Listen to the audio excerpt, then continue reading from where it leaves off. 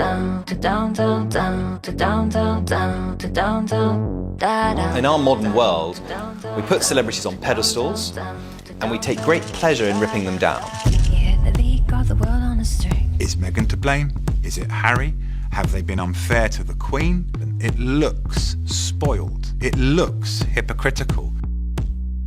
The goldfish bowl of royal life is not for everybody, and it clearly wasn't for Meghan Markle. She felt stifled in the royal family, and she was determined that she was going to do it her way, and my goodness, she has done. Harry and Meghan will make an insane amount of money. Together, they are the most potent royal couple in the world. People welcomed her in. She was a star. It was the Markle sparkle. And all the stuff with her family, her father. I'm really disappointed I haven't seen my grandson. They want to say it's the media's fault. They want to say that it's Harry's fractured relationship with his brother. Then it became the diva Duchess. Why is she a diva? Why? Was she pulling Harry out? Did she force his hand? Pick your villains, pick your heroes. They're all there. Do you think they walked away or were they pushed away? Maybe they've just looked around at the rest of the royal family and just thought, that's not what we want. This hasn't led to a happy ending. Tonight, an ABC News special, Royal Divide, Harry, Meghan, and the Crown, with Deborah Roberts.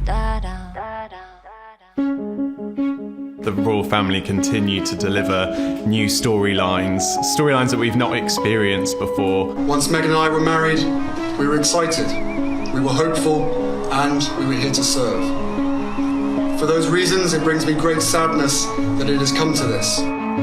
This is a great, great story. The decision that I have made for my wife and I to step back is not one I made lightly. It was so many months of talks after so many years of challenges. Hang on, Harry. Where are you going? You're great. They're all family without you. No, don't do it. Harry has abdicated from his royal role. It was everywhere and it went around the world in an instant. Príncipe Harry y Meghan. I mean, this is like something straight out of The Crown. You reap what you sow, sister. A family fighting, two brothers butting heads. Maybe the in-law women don't get along with each other. Their grandmother's getting frustrated. Dad doesn't know what to do. Hello? That goes on in every house. That's what makes this so good. We have chosen to make a transition this year in starting to carve out a progressive new role within this institution. The palace were in utter panic mode. You take Prince Harry out of the royal family, you're taking the jewel out of the crown of the royal family. This was a complete shocker. What is the mood there in London right now? I thought, oh my God, they've quit? We now plan to balance our time between the United Kingdom and North America. And I know I haven't always gotten it right, but as far as this goes, there really was no other option. It was kind of dropping a nuclear bomb in the middle of the Queen's lap. And then all of a sudden, it was like, whoa, nobody in the royal family knows? This is like dysfunctional beyond belief. Some of the people that were there cheering them on the day of the wedding feel like this was a step too far. They put it out on Instagram, having just returned from a 6-week break in Canada.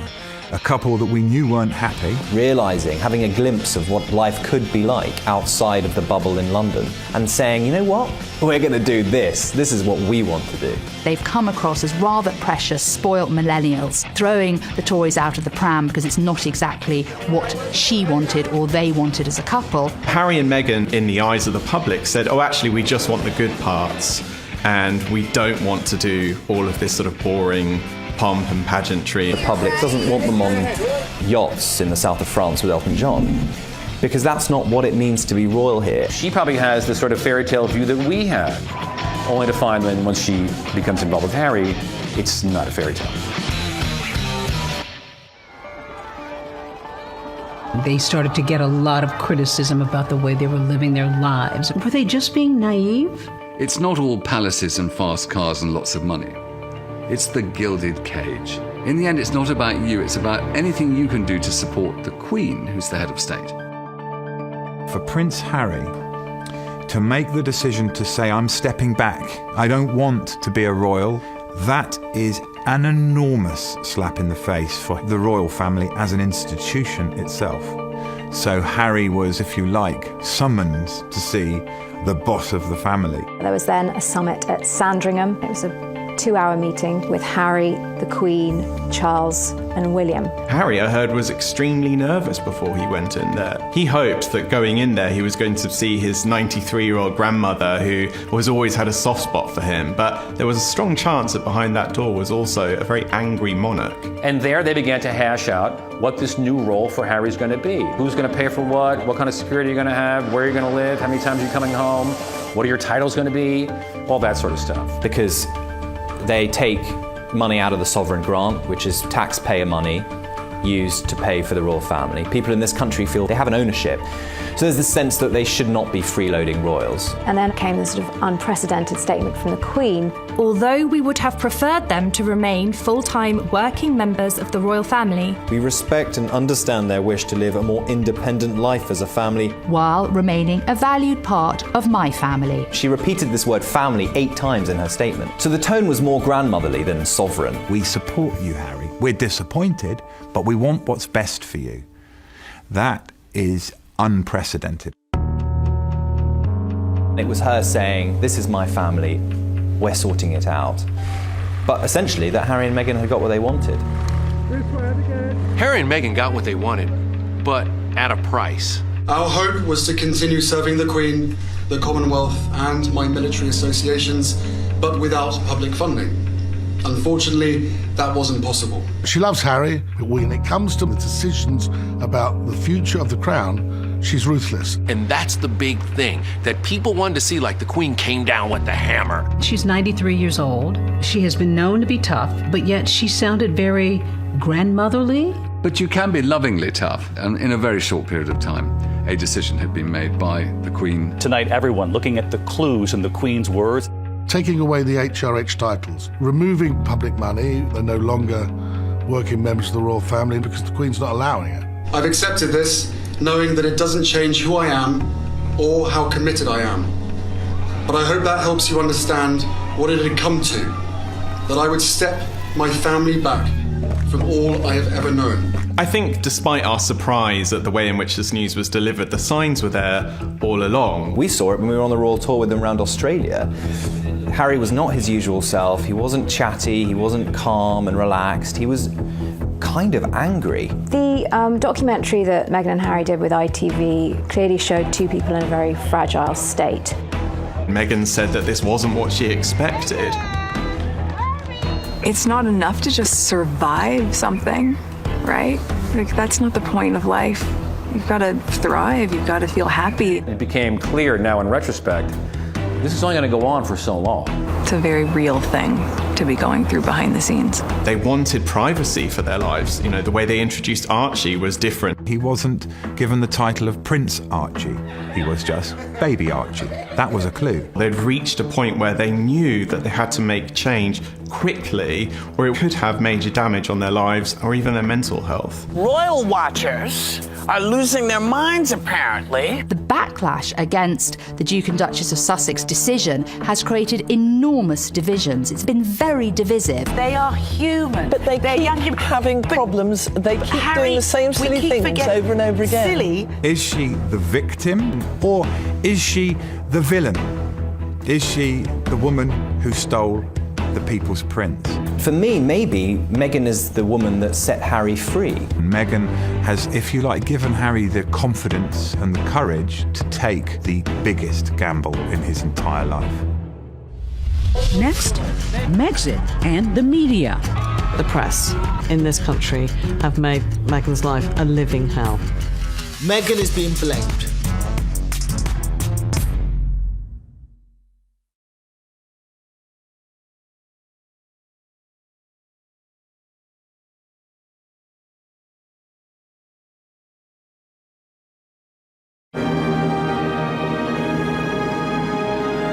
It seems almost 1,000 years ago, from May of 2018, when Meghan and Harry got married. It was this beautiful spring day.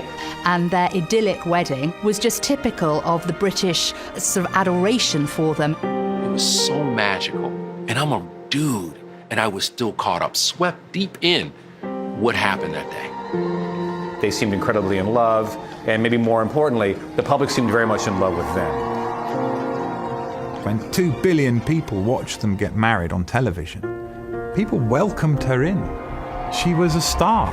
It was the Markle sparkle. But almost immediately after the doors closed on the church, the relationship between Meghan and particularly the British press began to sour. I just think she's a slight social climber, I'm afraid. Meghan spent more than £1 million just on her clothes. Meghan Markle just can't seem to hold on to employees. And they started talking about her being demanding, spending too much money, not caring about her royal duties, bossing Harry around. And over time, Harry and Meghan became very sensitive to these stories. We now live in an era where one negative story can become thousands of negative stories within minutes. There's the expensive wedding, there's the American expensive baby shower, and there is the renovation of a place called Frogmore Cottage. The royals are not celebrities, they're public servants. They're paid for by the British taxpayer. But then they took $3 million of public money to renovate Frogmore. That was controversial. What was even worse was then when they started to be preaching about doing our bit to save the planet. It's a race against time, and one in which we are losing. There was Harry on one hand who was talking about climate change. No one can deny science. But then, in the other, he was going on private jets to attend Google summits in Italy. I think the idea of being carbon footprint crusaders and then turning up in your private jet, that's shooting fish in a barrel for the press. Don't do that, it's dumb, right? So it's diva-ish behavior, basically, that the British press is accusing them of. And then when Archie was born, it was very strange that there was this kind of secrecy around the birth. People are scratching their heads going, why are you being so cloak and dagger? The Princess of Hugs is now saying, step away from me, like this is private, this is only about me. Funny that, because her wedding wasn't only about her. There was uproar in the British media about them not doing the grand moment on the steps of the Lindo wing like Kate did. She just had this baby. She's sitting in the hospital and she's like, you want me to go out there and do the dance for the press? Not happening, my brother. How much of a big deal is this? Ordinary people share the photos of their kids too. Why won't you do that, right? We covered your wedding, now show us the baby. It seemed ungrateful. Harry and Meghan changed a tradition and they released a photo with the Queen, with Prince Philip, with Meghan's mother Doria. These key moments that have happened in their lives have been shared on Instagram instead. We're in this world now where the press is being bypassed and they can't bear it, so they just need to be as sort of sensational as possible. The criticism started, oh, she's opening her own car doors, you know, she doesn't understand royal protocol, she's talking too much, she's not talking enough. She was under the most unbelievable level of scrutiny. My British friend said to me, I'm sure he's great, but you shouldn't do it because the British tabloids will destroy your life. And all the stuff with her family, her father, her sister. Meghan Markle's family is a disaster. It is that simple. There's no way to get around it. Thomas Markle sitting next to Piers Morgan on British TV. I'm a little embarrassed for them and feeling very sorry for the Queen. Once again, he's exposing things about his daughter. And there's a sense, I think, that she feels that she's been hard done by, that she wasn't given a chance. I never thought that this would be easy, but I thought it would be fair. For me and for my wife, you know, of course there's a lot of stuff that hurts. I will not be bullied into playing a game that killed my mum. He thinks that the press killed his mother, that the sound of the camera shutter, reminds him of that horrible time. You know, you really can't blame him for feeling that way. However, at the same time, those cliques are journalists who have been invited, and it's a very different thing to the photographers who were physically pursuing his mother throughout her life. I think he's terrified for Meghan. And there was an element right at the bottom of this, when you boil it all down, of a loving husband trying to protect his wife. I spoke to Harry a few days ago. He has suffered a lot from all of the things that have happened to him. He suffers a lot from people judging him. There is validity to the idea that the press have hounded Harry and Meghan. Diana was literally chased into a tunnel and died. I don't think they've been any worse than they were during the Diana years. Princess Diana was actually physically hounded by the paparazzi. They had cameras in her face, they were chasing her down the street. Nothing like that has happened to Harry and Meghan. When you continue and constantly see and hear negativity, it can be overwhelming. You can feel powerless and lost. You can feel different, confused, or like you don't belong. There's been a big conversation about the coverage that Meghan gets versus what Kate gets. But Kate, in her day, Happy birthday, Kate. She was hounded. She was the most photographed woman in the world for quite a number of years. When she was just a girlfriend, the tabloids were relentless. But the difference is with Kate is that when she got married, suddenly she could do no wrong and the papers backed off. With Harry and Meghan, she's still painted out as the villain. She is still Duchess difficult.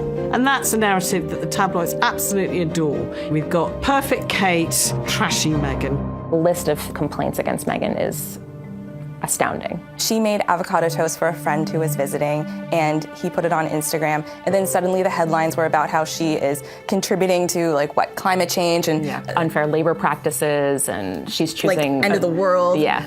But when Prince William bought Kate an avocado for her morning sickness, oh, that's wonderful. What a wonderful, loving husband. And once again, you see the difference in the way the press treated those two women. You only need to look at some of the coverage that has called Kate a fashion icon for wearing a strapless dress, but then called Meghan vulgar just a few weeks earlier. Vulgar. Her fashion choices raise many eyebrows. It's a disgrace. And it's these sort of discrepancies that have made it quite difficult to understand what it is that the British press have had in for Meghan. So, yeah, I can understand why he's blaming the media, because the media are to blame. Do you think race played a big part here? We saw it in the British press. You know, these tones, these words being used as exotic, or Harry's new girlfriend straight out of Compton. When people say, that's not a racial undertone, that's just racist, isn't it? Let's be honest. She was brought up nowhere near Compton. She's from Los Angeles. She went to a private school in Hollywood. All the coverage of her is not as one of us, but of this strange, exotic being. She's not the all-white, all-wholesome girl that Kate is. He sees what his wife is going through now. And this is all very, very raw with him. Now, Meghan is being blamed. Blame the black woman. She's separated Harry from his family. The reason that they didn't want any press pictures of Archie after he was born, because they knew perfectly well that all the press wanted to know was, what colour was he? A BBC host had the guts and boldness to tweet a picture comparing Archie to a chimpanzee. If you listen to every single excuse that was given, but he didn't mean it, it was a joke, it was racist. And not one member of the royal family said anything to support or defend her. I think both of them felt very alone towards the end of their time in the firm.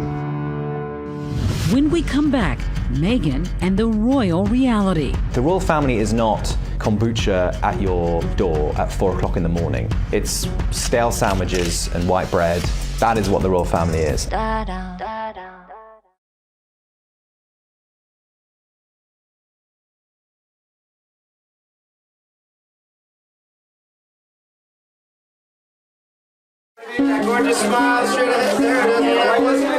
How do you take a self-made woman in her 30s who personified the American dream before she even met Prince Harry, put her into the situation of the royal family, and expect her to be able to breathe? The flip-flop culture is part of just who I am. Hippy-dippy kind of woke avocado toast eating, Pilates and yoga, smoothie. I love my cutoffs and flip-flops and being as relaxed as can be. We kind of think that's weird, all of that, She was a divorcee with 1 million followers on Instagram, an actress, didn't tick a single box of princess-in-waiting material. She wasn't just this clone come to marry Prince Charming. If anybody knows about marrying into an aristocracy, as an American, you do.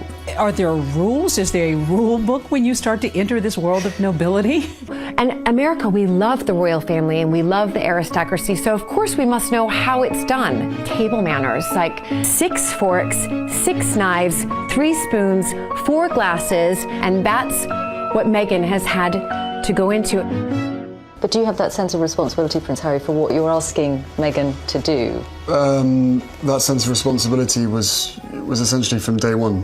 But, I still had to have some pretty, frank conversations with her to say, look, what you're letting yourself in for is, it's a big deal. On the day she said I do, she also took on a job at the same time, a job that she had absolutely no say in how she gets to do. The whole reason that the House of Windsor has survived is that it's essential that the spotlight is on the monarch and the heir apparent, and any other member of the royal family who tries to take too much oxygen away from the Queen or the heir has found themselves getting into difficulties. I would argue that it looks like it's a very hard place for a modern woman. Being a part of this family and the platform that comes with that is an incredible responsibility that I take really seriously. I think the way Meghan tried to work in the palace didn't fit in with how other members of the royal family worked. I know aides who have one meeting a month with their principals. Harry and Meghan were popping in and out of the office almost every day for briefings and updates. I think they felt that she'd come in and, you know, kind of be a sleepy little royal. But Meghan was like, no, I need to know the people, the places, I'm going to talk to people, I need to know nationalities, I need to know languages. There have been reports that she comes to meetings with tons of questions and binders, that she does the work ahead of time. She's aggressively emailing her staff at 6 in the morning. She couldn't do anything right. Now, if every American got in trouble because they sent emails too early in the morning, I'm like, isn't that what you're supposed to do? Women don't need to find a voice. They have a voice. They need to feel empowered to use it. And people need to be encouraged to listen. Suddenly, Meghan's charm, that was her hard work and her perseverance, was being turned into a problem for the royal family. I cannot believe it's 2020 and we're still faulting women for being ambitious. To be relatively boring is to be a very good fulfiller of the royal role. Honestly, you know, you want to leave your glam and your drama to the politicians. The characters that do well in the royal family are those stoic characters who really live to serve, who put their head down. Camilla, who supported Charles amazingly. Kate, who is now an absolutely wonderful queen in waiting. She was incubated into being a princess. She's learned never say anything, always smile, always have lovely hair. You're done. Now, I think we, as a country, have to think, well, is that what we really want from our royal women? We want them to be Stepford wives? You know, I mean, really? There's a motto, never complain, never explain. And the royal family don't like it when anybody rocks the boat. That was always Diana's problem. It was isolating, but it was also a situation where you couldn't indulge in feeling sorry for yourself. You had to either sink or swim, and you had to learn that very fast. And what did you do? I swam. When the BBC Panorama interview aired, I mean, that was a seismic moment for the monarchy. You could not believe that here was one of the most prominent members of the royal family spilling the most intimate details of her life on national television. But you really believe that it was out of jealousy that they wanted to undermine you? I think it was out of fear, because here was a strong woman doing her bit. Interesting, driven, passionate people like Diana, like Meghan, they find those constraints very, very hard. You're not allowed an opinion. And in this day and age of Twitter where everyone has an opinion, it's very hard to just say, oh, you know what, I'll bite my tongue on every single little thing. And of course, it's terrifying, the thought for the royal family that this may repeat itself if the Duchess of Sussex decides to give an interview, probably to the American press. I hope to God Meghan breaks her silence and does a Diana-style interview. I hope she does. She deserves it.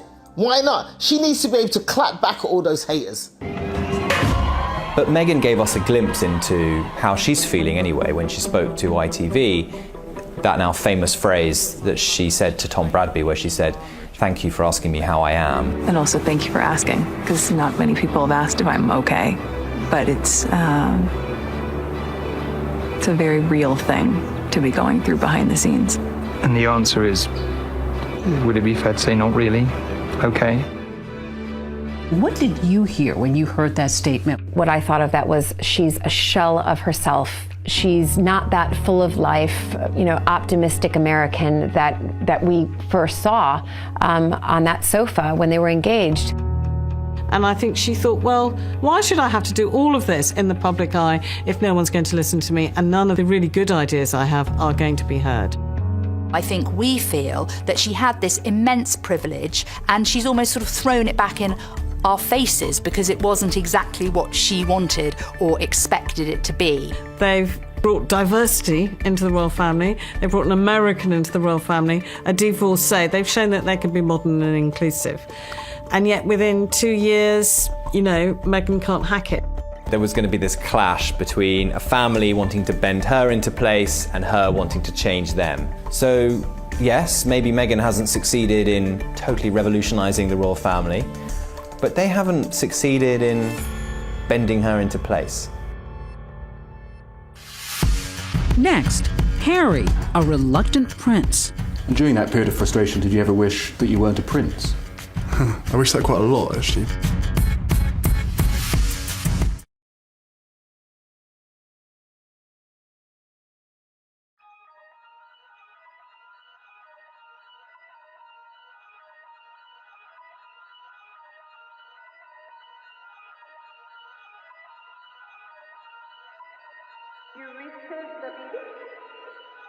Oh my god.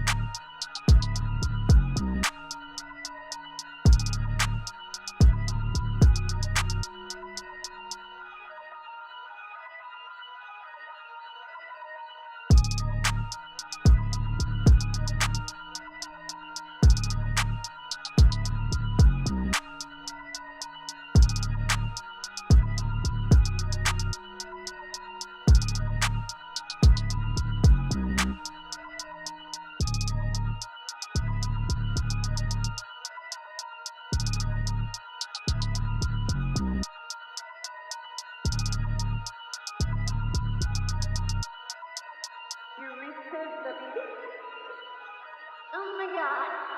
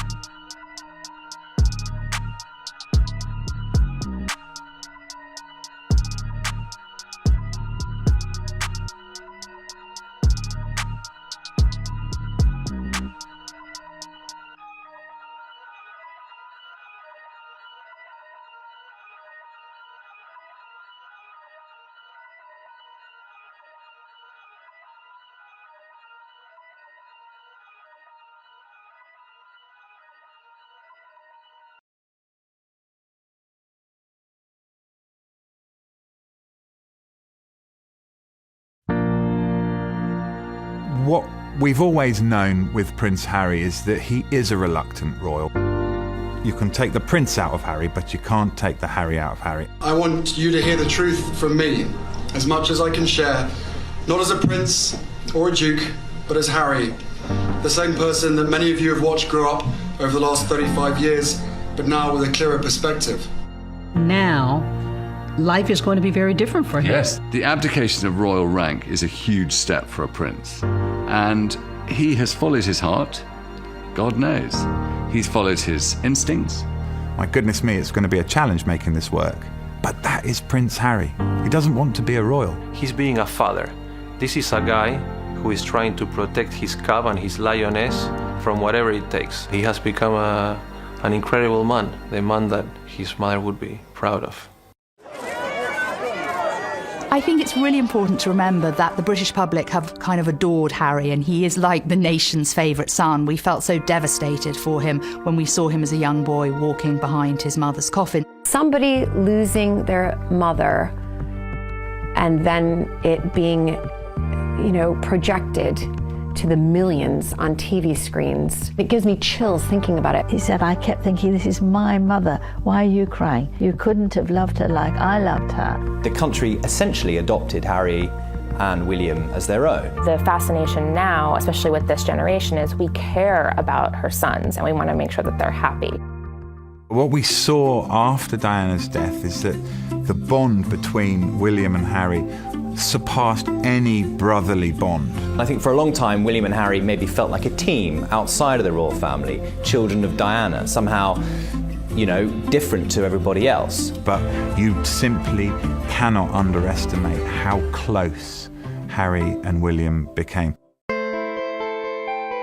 Harry obviously has been born and bred with a sense of duty. At the same time, before he even met Meghan, he was talking about the possibility of not being a prince. This is my bed. I don't really make it when I'm down here, which is a joy. That's it, made. He was in the army for many years. He did 2 tours in Afghanistan. I signed up because I wanted to be one of the lads. This sort of normality for me to be amongst these guys was so important. He talked about going into the army and how that gave him a certain amount of anonymity in some ways, that he was just Harry. And then, while he was out on operations in Afghanistan, somebody says where he is and he's brought home. I think that really hurt him. We saw Harry, for a number of years after leaving the army, almost taking the role of official royal gooseberry. Like the third wheel with Meghan and Will. It would be Harry popping up in the background at all sorts of events. Enter Meghan. Enter Meghan. She's already experienced a life that he wants a slice of. The British are very kind of reticent to do anything drastic, and he kind of needed this American to come and say, no, take what you want in life, be the person you want to be in life. When you have the privilege of meeting him face to face, he doesn't disappoint. He's a life and soul. He's the guy, he's the member of the royal family that if you were going to have a barbecue or a dinner party, he'd be top of your list of invites. In spite of the place that he was given and all of the benefits and comfort that life has given him, he's one of the most committed and hardworking people that I know. Centre Ballet is a charity that is very special to Harry. It was set up in memory of Princess Diana. I was named the first ambassador for the charity, helping kids with HIV. My commitment to Sentivali comes from an inspiration from the leader of Sentivali, which is Prince Harry. Africa's very close to my heart. Obviously, my mother had a soft spot for Africa as well. Sadly, over the last couple of years, Harry and William's relationship has gotten worse. Sometimes to Harry, William is his brother, and at other times he's the future king and his boss. And it's always hard to sort of differentiate where the line is. When seeing Harry and Meghan's whirlwind romance unfold, William put the brakes on, or tried to, and said to his brother, look, just take your time, don't rush into anything. I don't think Harry ever really got over that. There's been a lot of talk in the press about rifts with your brother. How much of that is true? We're brothers, we'll always be brothers. We're certainly on different paths at the moment, but I will always be there for him, and as I know, he'll always be there for me. There's very little that we know about William's reaction to this, and from the conversations I've had with aides, he said very little. I think as a brother, he's been quite hurt at Harry's actions. Harry's decision comes from a very powerful statement he made last year in this ITV documentary when he said, I will not play the game that killed my mother. Every single time I see a camera, every single time I hear a click, every single time I see a flash, it takes me straight back. How can he live every day with the job that he has if that's the reaction that he's feeling? I think Harry still seems like that guy who was wounded at the age of 12 when his mother died. When I started my public life 12 years ago, I understood the media might be interested in what I did. I can only imagine what you may have heard or perhaps read over the past few weeks. But I was not aware of how overwhelming that attention would become. But the media is a powerful force. In a manner that's been hard to bear. I hope that helps you understand what it had come to. I will be reducing the extent of the public life I've led so far. That I would step my family back from all I have ever known, to take a step forward into what I hope can be a more peaceful life. I could see in his eyes and in his voice that he's on to something really spectacular. There are definite echoes of Princess Diana in the speech that she gave, but you would have thought that rather than repeating this, Harry would have looked at that and seen that it actually didn't work for his mother outside the protection of the royal family, and she was much more vulnerable and much more exposed. Tragically and paradoxically, it makes his story that much more compelling. If he had said it's all behind me, people wouldn't be paying attention. But because he says it's not behind him, he becomes that much more of an ongoing story. So his honesty is almost drawing the attention that he probably doesn't want. Going forward now, if this decision for Harry to step back does nothing else, I hope that it heals that breakdown in relationship between Harry and his brother William. Because unless they reconnect, unless they can continue to be mentors for each other, certainly when Prince William eventually becomes king, he'll be a far lesser king without Harry as his support. Coming up, Harry, Meghan, and money. Who's going to pay for their security?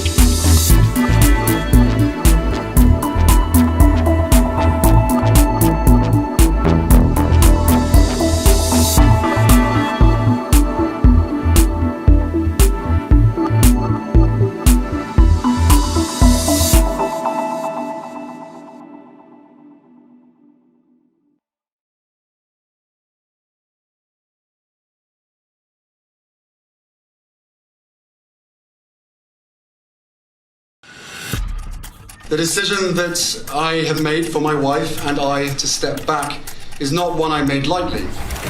The breakaway royals Meghan and Harry. Meghan has left the UK and now returned to Canada. We are taking a leap of faith, so thank you for giving me the courage to take this next step. Do you think they walked away or were they pushed away? I think they walked away. I think they had enough. This is the start of a whole new adventure for the Sussexes, for Harry and Meghan, and their ability to choose to give Archie exactly what kind of life they want for him.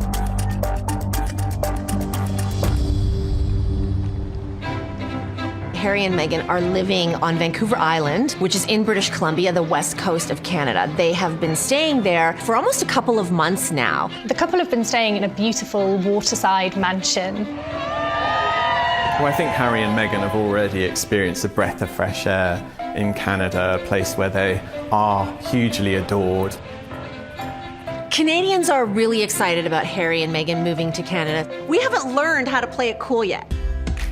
Meghan lived in Toronto during the time that she was acting on Suits. I have been killing it here for the better part of a decade. We're kind here, we're polite. It's not going to be as negative towards them. At the same time, I think Canadians would feel a little bit hurt if Canada was just being used as a halfway house. They thought they could have a halfway house, but they were told, no way, you're out. The Queen had to rule decisively, taking away the HRH titles, removing publicly funded money, making them pay back about $4 million of money that was spent renovating their house. This is not an easy ride for Meghan and Harry. But I will tell you this, here's what they will gain. Harry and Meghan will make an extremely insane amount of money. That first Meghan and Harry interview is worth millions. And also, Harry has received a lot of money from his mother, grandmother, his father is still one of the wealthiest people on this planet. So the money's never gonna dry up. What I hope will happen is they will use their celebrity, they will use their charm and good looks and whatever to raise money from people all over the world. I think that him and Meghan together, from that platform that they are creating, are going to be very important in the history of making the world a better place. Meghan and Harry's decision to step away from the royal family only enhanced their brand potency. They're now famous and culturally symbolic in a way that no other royals have ever really been. The problem that the Queen has is she has to protect the royal brand, and it has immense prestige. Yeah, there have been huge conflicts of interest when royals have tried to monetize the brand. I'm so unconventional that instead of serving tea, I serve ocean spray granapple juice drink. We've had Fergie with some rather strange commercial adventures. 我是 Peter Phillips. If Peter Phillips, the grandson of the Queen, is allowed to go to China and film a milk commercial, I think Harry and Meghan getting involved in philanthropic-related projects for Netflix or Apple TV is not going to be a problem. I don't think Prince Harry means he's going to become a brand ambassador for Rolex. Harry can still raise all the money he needs for Africa and the Invictus Games. Meghan can do all the things she wants to do now on a regular basis. She can be Angelina Jolie, a nice version. The last remaining question for Canadians is who's going to pay for their security? The Canadians are very particular about taxes and money and where it's going. Estimates for Harry and Meghan's security have come in at anything from $1.3 million to $8 million. Everybody's talking about, will they be able to pay for their security? You're damn right they'll be able to pay for their security. And they could pay for yours too. I think that actually Harry and Meghan are going to get into more difficulties with paparazzi. There'll be less of an organised structure around them every time they go to an event. So we saw it with Harry's mother, Diana, Princess of Wales. Photographers chased Diana, not to get a picture of Diana. They chased Diana to get a picture of Diana in her current emotional mood. That's what's going to go on with Meghan. At every single moment in their lives, whether it's the first major commercial deal or their next child, every single moment will be tracked. The idea that by somehow stepping back from the royal family, they're going to somehow regain control of their privacy is tragically a fool's errand. That's just not going to happen. In fact, it's going to get worse. UK photographers have traveled and camped out in Vancouver Island for weeks now, so they still will be photographed in Canada.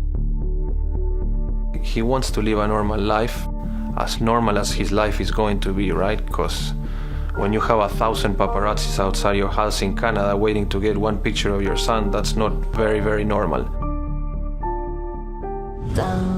Next, a monarch and her grandson. Would the British public welcome them back? I think the British public will always welcome Harry back.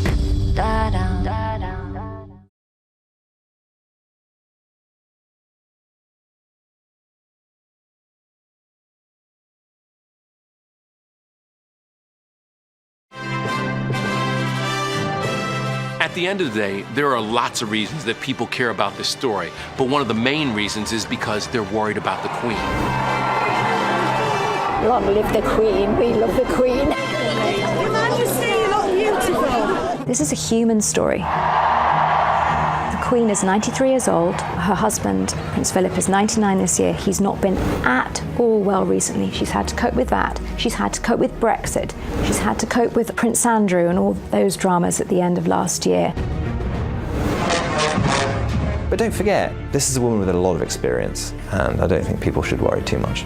She has been through a lot. Seeing 3 of her children go through divorce, seeing her 2 grandsons lose their mother, this on a scale of tragic events in the royal family is very low down. Who won in this issue? Harry and Meghan or the Queen? I think everyone won. And the reason they all won is that you don't walk away from any negotiation with everything that you want. The Queen looks like she dropped the hammer on them. Harry and Meghan have gotten out of a system they don't want to live in anymore. They've gotten everything they want. It's very sweet. Hi, nice to meet you. To now have spokespeople living in another Commonwealth country, Canada, where the Queen is also the Queen, it's actually a win for the royal family. Are they still considered royals at this point? Harry was born into the royal family, and in a sense, that blood tie will continue ad infinitum. But his royal rank, which is his princely appointment, has been put into suspended animation. Going forward, they don't have that kind of ethereal, everlasting, eternal magic that the royal family gives you. The Queen seemed to intimate that in about a year's time, we will see how this is all going. Is this kind of a trial separation, as it were? Well, I think there's a view that they will come back to look at how it's working in a year's time. I think we'll look back in 6 months' time and realise that not much has actually changed. They're obviously trying to do the best for their marriage, their best for Archie, for their son. But Harry does love his family.